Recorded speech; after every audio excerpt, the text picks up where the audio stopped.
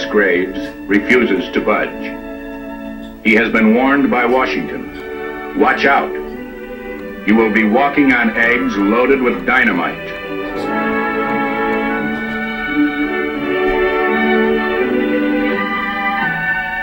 For the American troops, some in special uniform to meet the unfamiliar rigors of Siberia, duty will consist mainly of guarding the Trans-Siberian Railroad and the piled-up supplies. 800,000 tons of Allied equipment sent to the Russians while they were still in the war. Equipment now rusting at Vladivostok, at Bloody, as the doughboys call it.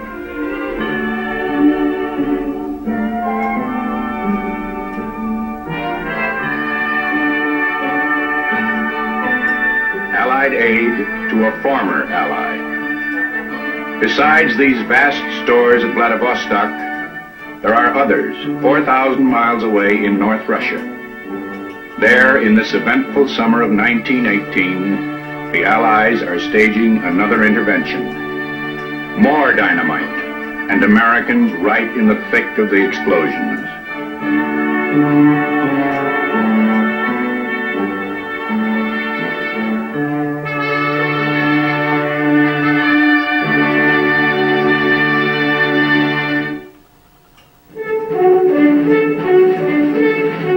Intervention in North Russia at 2 remote ports. First Murmansk, then on to Archangel, over Soviet protests. The local reception has been warmed up by a political coup promoted by British agents. A coup replacing the local Soviet authorities with a new group, moderate and friendly.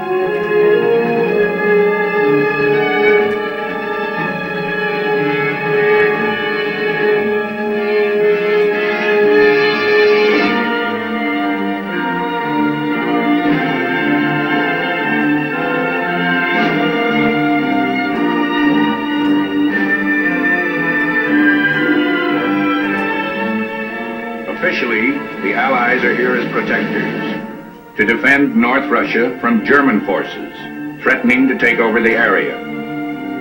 Defend North Russia and its 160,000 tons of Allied supplies.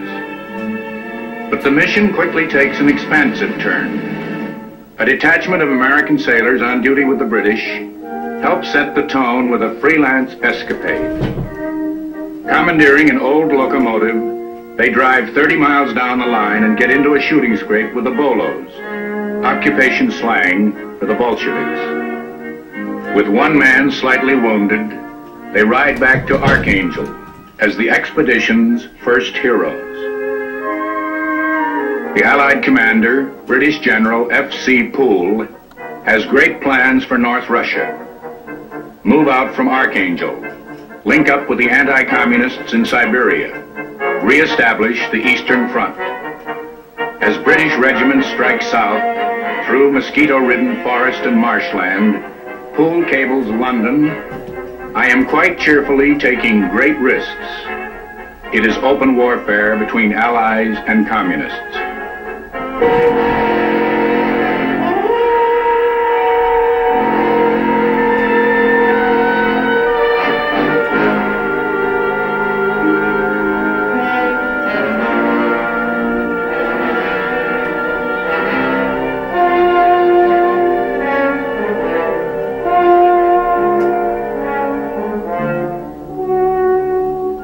On September 4th, 1918, 2 months before the armistice, American infantry arrives in Archangel.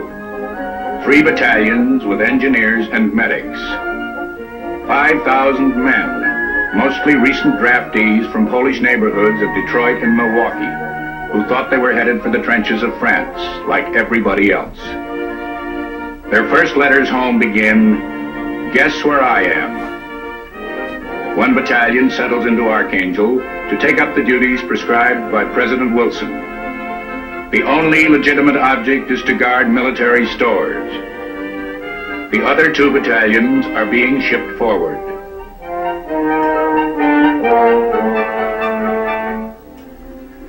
When the early Arctic winter closes in, they will find themselves scattered 200 miles deep in communist Russia by order of General Poole, with enthusiastic support from American Ambassador Francis.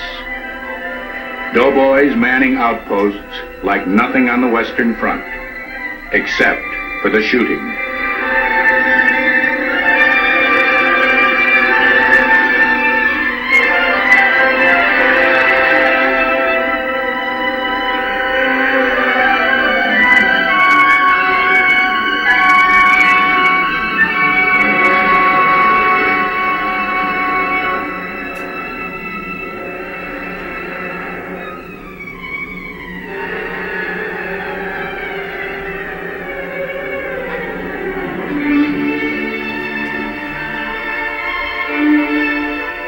On November 11th, 1918, Armistice Day on the Western Front, 300 Americans are engaged in battle against a communist attack force.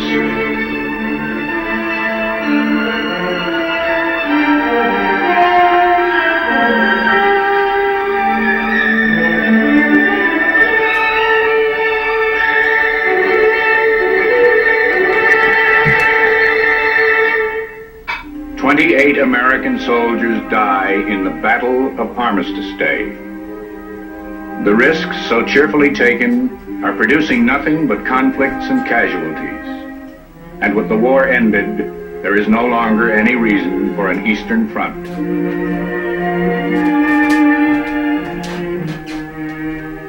A strapping young British general, William Edmund Ironside, just 38, is now in charge, replacing Poole and his headlong tactics with a cool and measured policy. Defense. Dig in and wait to be pulled out.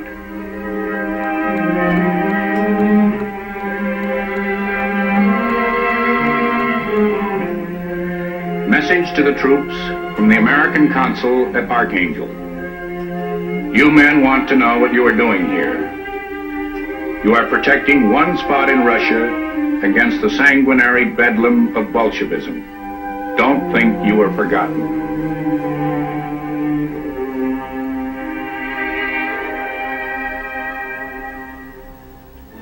The link between Allies and anti-communists, far from abandoned, will now be reinforced by diplomacy and by military aid.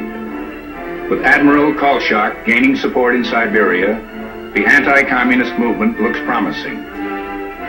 In 1919, Kolchak is officially recognized as supreme ruler of Russia by the Allies gathered in Paris for the peace conference. Recognized with some misgivings by Lloyd George and Woodrow Wilson. The Allies are now committed to Kolchak and his cause, the overthrow of the Soviet government.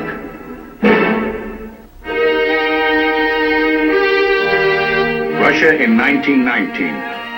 Anti-communist armies on the buildup. Kolchak's troops in Siberia. Denikin's Cossacks. North Russians trained by General Ironside. Equipped with French and British arms. American food and supplies. $300 million in British